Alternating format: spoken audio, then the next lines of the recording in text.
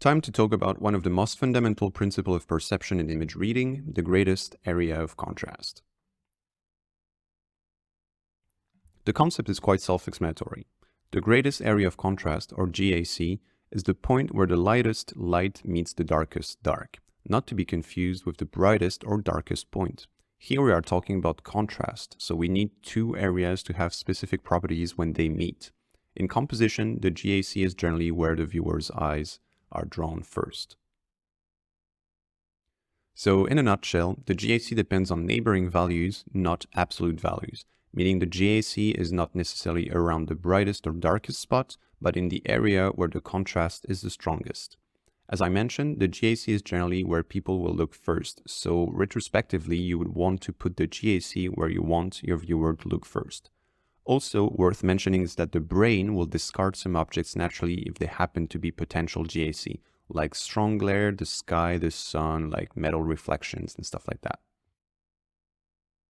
If we want to talk about the GAC, it's hard not to talk about Ansel Adams, who was one of the first photographers to have a thorough workflow regarding value management in his famous black and white photographs. He had a zoning system with different values of gray calibrated from 1 to 10, and was very intentional when he was developing his films in order to have very defined areas and high details in his images. His work is therefore a good base if we want to identify principles of GAC, as they are very clearly defined in his work. Now, how do we emphasize the GAC?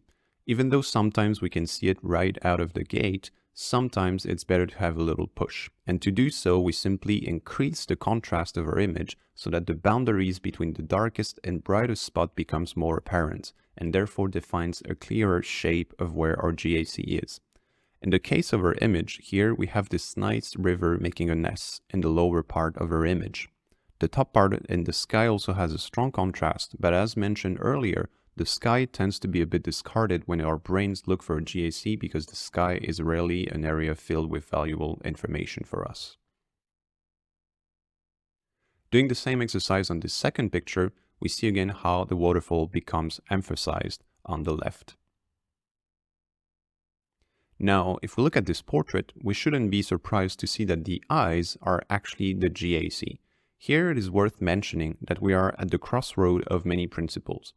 The GAC is where we look first, but also the face of a person is naturally for us an area of interest, hence why we will always tend to look for faces in a crowd or for faces and people in an image more generally.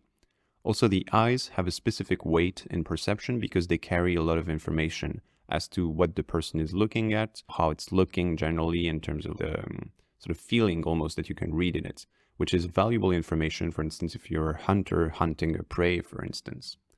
All in all, this is why the general approach to making portraits is to make sure that the eyes are properly lit, in focus, and legible, because they are the most natural point of anchoring for the viewer.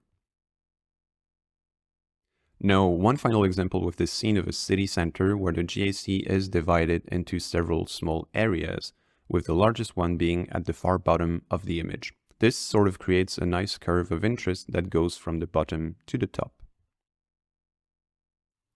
And this leads us to an important idea, is that the greatest area of contrast can have different shapes and different centers.